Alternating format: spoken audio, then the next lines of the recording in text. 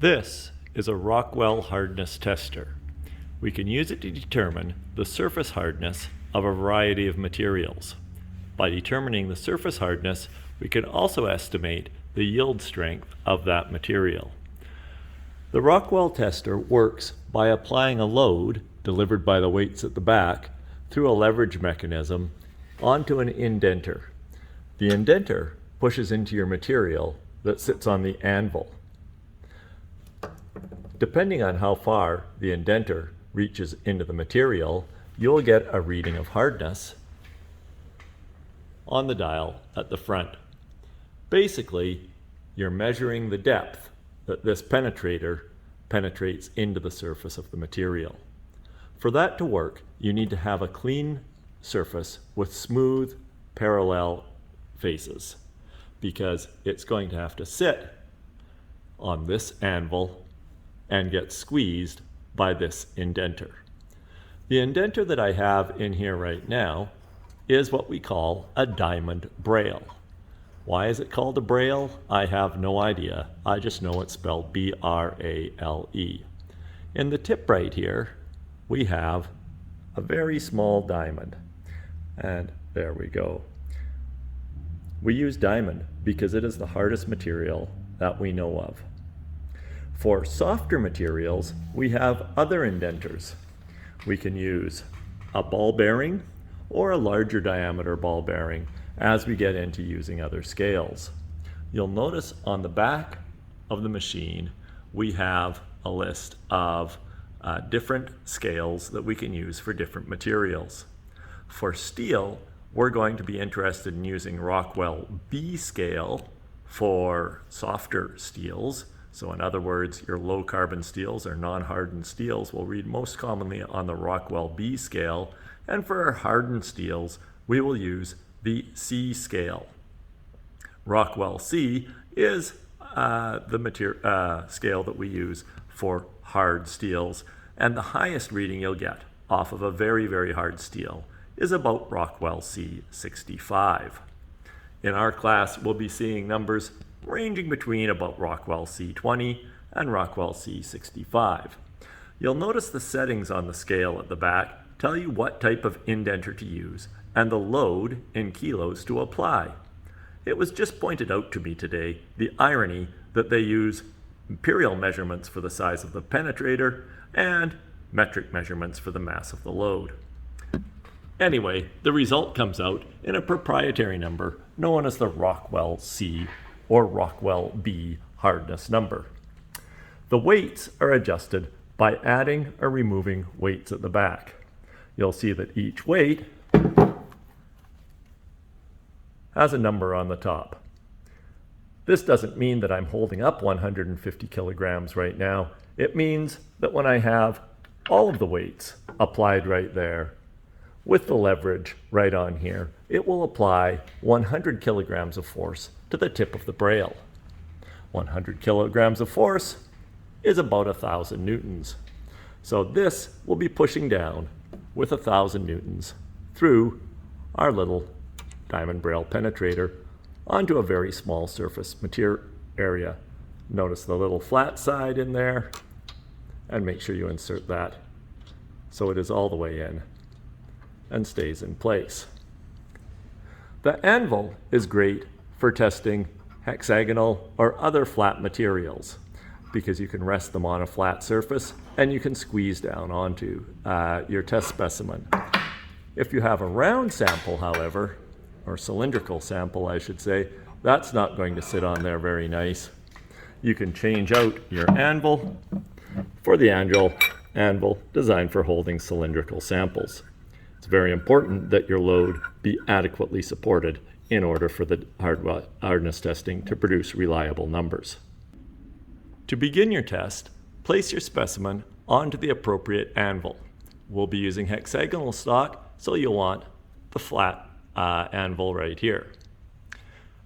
We're also going to be using primarily Rockwell C tests, so you'll want the diamond braille and you'll want all of the weights on at the back, showing 150 kilos of force. Oh wait, that should have been 1,500 newtons. Oh well. So let's take a look at what we're going to do next. Down on this corner, we have a little lever right here. And what this lever does is that lifts your load just a little bit. You might not see it right there, but you will see it at the back. When I pull my silver lever forward, the weights come up, storing some energy. Eventually, we're going to release that silver lever, and that's going to provide the load that does the indentation.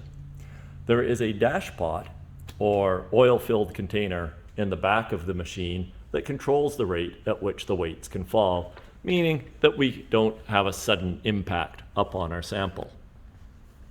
All right, we have the lever forward. Now that the lever is forward, we can adjust our sample to get it into the right place. We do that using the ring right down here. This is just a screw, and as I turn the screw, it raises or lowers my sample so that I can get my sample perfectly aligned with where I want to test my hardness. Bring that up until you just get contact. We now have a little bit of contact right on there, and that's where we're going to take our hardness test. Be careful of testing at the ends of pieces because they'll load up and down, and remember, you must have parallel surfaces so that you're testing in parallel to the plane. Sloped surfaces will not work well on here. For our next step, we're going to use our screw right down here and keep our eye on the dial at the top. As we increase the preload on the system, you'll see the big hand go around, and the small hand will slowly come up to point at the dot. When the small hand is pointing at the dot and the big hand is perfectly up and down, go ahead and stop right there.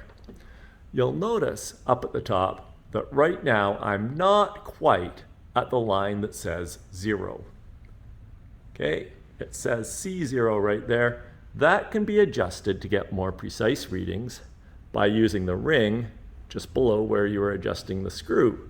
Turning this back and forth here causes this dial to move back and forth right here. It has no effect on your reading, it just zeroes the scale so you know where you're starting. You have now applied a preload onto your measurement sample, and the preload has broken through any surface scale or any flaws that are happening right down there, and it's already maybe made a little bit of an indentation.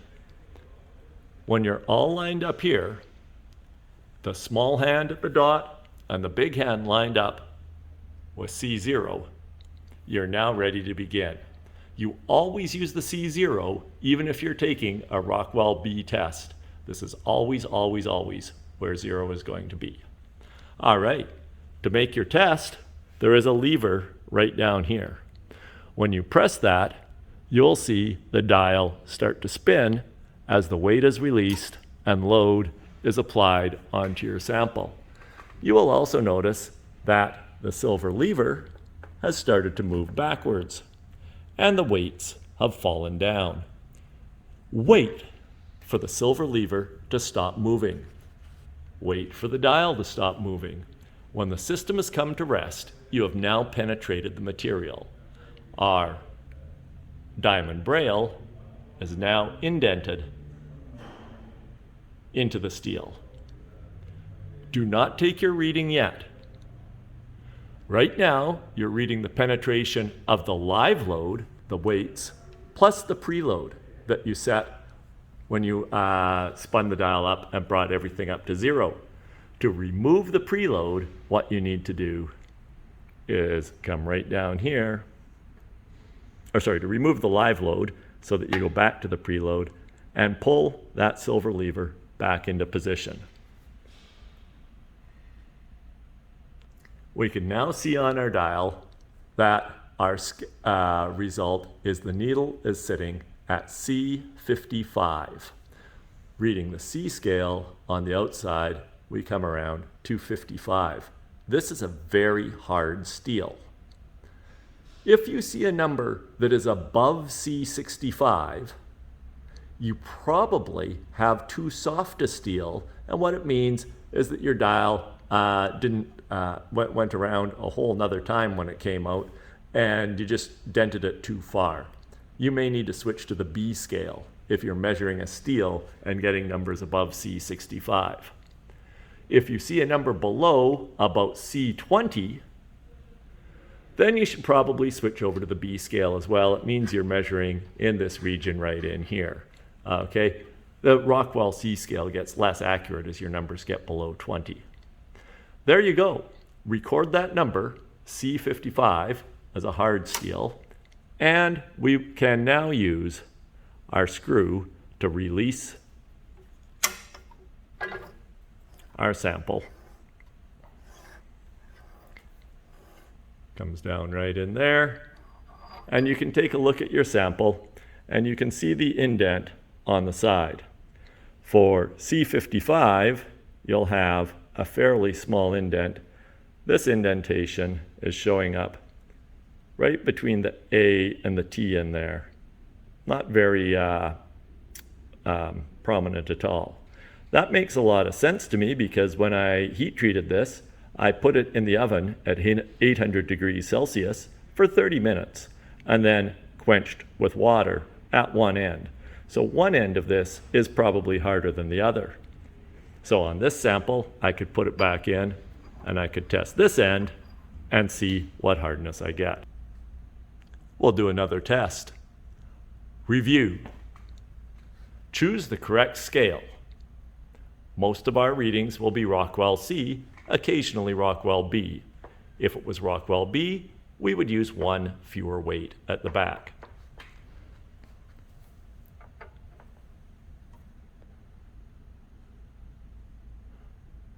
Pull the handle to the forward position.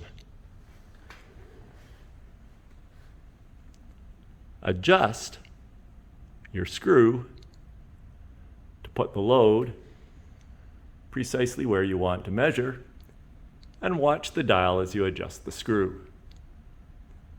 When the little hand gets to the top and the big hand gets to the C0 point, you're set and ready to go. I'm happy that that's close enough, but if I needed to adjust that scale just a little bit, I adjust it with the ring down below until I'm perfectly satisfied. When both hands are zeroed and your sample is correctly mounted, press the lever and the weights will fall down and the handle will move backwards. The weights slowly move down, the dial spins, and the handle moves backward. Wait for the handle to completely stop moving. If you're not sure if it's stopped, wait till you think it's stopped and then count to 5. 1, 2, 3, 4, 5. Pull the handle forward, and there's your Rockwell C reading for this end of our steel.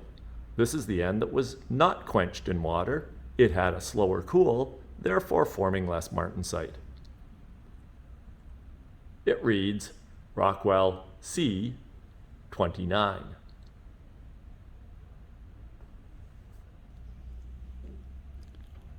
Release the pressure on your load and remove your sample. You can reposition the sample for testing in a different location. Make sure the lever is forward. Screw it in tight. I should say snug on the place where you want to sample. This is going to be the rapidly quenched end, so we should see a high Rockwell number on here. Turn the screw handle. 0. Press the lever and wait. This is a harder end. I noticed that my dial stopped moving sooner than it did on the soft end. That's about what I expect from a harder end because I'm not indenting as far. Nonetheless, I wait until the silver lever has stopped moving before I take my reading. It's important to apply the full load. The silver lever has stopped moving. Pull the silver lever forward and you'll get your reading of C65. That end is just about as hard as you can ever make a piece of 1080 steel. In fact, that's high enough that I might have to double check and calibrate this device. Anyway, that's the Rockwell C. You'll use them a lot, but those are the steps.